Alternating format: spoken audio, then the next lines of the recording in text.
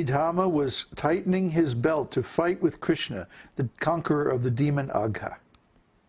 This is an instance of chivalry and ecstatic love. Sometimes the cowherd boys like to fight with Kṛṣṇa. They wrestle with Kṛṣṇa. Sometimes Kṛṣṇa lets them win too. He likes this mood of chivalry and friendship. Lamentation. In the 10th canto, 7th chapter, verse 25 of Śrīmad-Bhāgavatam, there is a description of Kṛṣṇa's being taken away by the whirlwind demon Trinavarta. As Kṛṣṇa was thus being carried up into the sky, all the gopis began to cry aloud. They approached Mother Yashoda, stating that they could not find the son of Nanda. He had been taken away by a whirlwind. This is an instance of lamentation and ecstatic love. When Kṛṣṇa was fighting with Kaliya, Mother Yashoda exclaimed, "Kṛṣṇa is now entrapped within the bonds of the Kaliya snake, and yet I am not tattered to pieces. So I must admit how wonderful is the preserving power of this material body." This is another instance of lamentation and ecstatic love. Yeah, she couldn't believe that she was still alive after seeing Kṛṣṇa in such a dangerous situation. Well, she was thinking like that. Yeah. Anger. When Jatila, the mother of Abhimanyu, saw Kṛṣṇa wearing a necklace, she could understand that the jeweled ornament had been given to him by Radharani. Therefore she became absorbed in anger and began to move her eyebrows, expressing her anger in ecstatic love.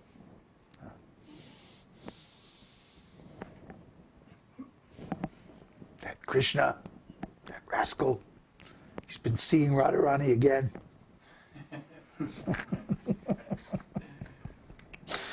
Ghastliness. There is a statement by Jamunacharya to this effect. Since I have begun to enjoy these transcendental exchanges of love, which are always newer and newer, whenever I remember the pleasure of past sex life, my lips curl and I wish to spit on the idea. This is an instance of ecstatic love and ghastliness. You can't imagine how sweet and how beautiful this love of Kṛṣṇa is. And it's always fresh and new. It never gets stale or old or boring or anything. And in comparison, this lusty attitude of material sex enjoyment is very, very crude and animalistic. And there's a lot of anger in it and a lot of all kinds of nasty feelings. I mean, in comparison, it's a very, very nasty thing, very dirty thing. And just like in India, you'll see this when we're there. If there's some bad smell, like, sometimes there's an open sewer or something like that, and people smell it, they'll spit, so as not to absorb the smell. It's something you learn when you're in India. So this is a common thing in India. If there's some bad smell or some bad odor, the people will spit so they don't absorb the taste. So Jamunacharya is like that. Whenever he thinks of sex life, then he rejects it.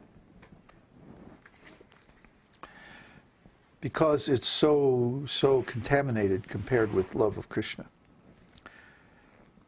Dread. One old devotee said, "My dear Lord, when we are away from you, we become so anxious to see you again, and there is great misery in our lives. But when we do see you, there immediately comes the fear of separation. Under the circumstances, both when we see you and when we do not see you, we are subjected to different kinds of tribulation." This is an instance of a contradictory mixture of ecstatic love for Kṛṣṇa. Such ecstatic love is palatable, and expert critics have compared such ecstatic love to a mixture of curd, sugar candy, and a little black pepper. The combined taste is very palatable. So, that's the end of chapter 33. We find in many instances of ecstatic love for Kṛṣṇa, there are apparently contradictory elements, such as anger, lamentation, all the vyabhichari bhavas. Vyabhichari means contrary or conflicting or negative. So why are these a part of love of Kṛṣṇa? Why isn't love for Kṛṣṇa just like straightforward? Huh? And the reason is because these contradictory factors actually increase the taste. It's a kind of spice. Just like when we are cooking, sometimes we'll put hot chilies or, asafoetida or other spices, which by themselves aren't very good, but when you combine them with other tastes, they're very, very tasty, very palatable. So the trick then is in the combination. Or just like if you hear music that consists of nothing but harmonic intervals, like early music, like Palestrina and Renaissance music and stuff like this. To us it sounds goofy. It's like it's too happy.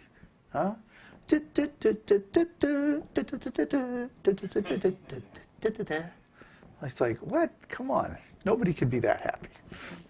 There has to be some dissonance for it to sound normal to us, right? And usually there are seventh chords and like that. And in jazz, of course, every chord is dissonant. Every chord is dissonant, and there's just like variations in the amount of dissonance between one chord and another. And that's what gives the music its ebb and flow of tension. Okay, well that's completely absent in the early music, like Renaissance music and stuff like that. It's all major chords, and it's all like, It's too nice. It becomes boring. Nicey, right. Why? Why does it become boring? Monotonous. You have to take the mic. Where nobody's gonna hear you. It becomes boring because it's monotonous. Monotonous. Monotonous. Right. Monotonous means one tone. See? So if everything is the same tone, after a while it becomes completely unlistenable because there's no expression. There's no ebb and flow of tension and release. This is what gives art, or especially music, its expression. That it builds up to a certain point and then relaxes. Like that. So music has to breathe. Music has to have some variation in the harmonic tension. That's a tremendous source of expressiveness in Western music. The harmony. You can pretty much express all kinds of feelings just by the particular selection of chords and chord changes, modulations, and things like that. So if the music doesn't have that, it's missing something. If there's no dissonance, after a while it's like, it's boring. There's no change in the tension. There's no ebb and flow, no expression. Like the analogy where you explained some time ago, when you go into a pool, it's so much better if the weather is hot and you're sweating and then the water is cool, that if you can enjoy or relish so much more going into the water than if it's winter and it's freezing and then you go into the water, because there's no contrast. Mm-hmm. Contrast, what do they say? Variety is the spice of life. So to have that spice, to have that good taste, we require variety and contrast. And there needs to be also some pattern to it. You know, there is some modern music that's like generated by algorithms or by arbitrary means.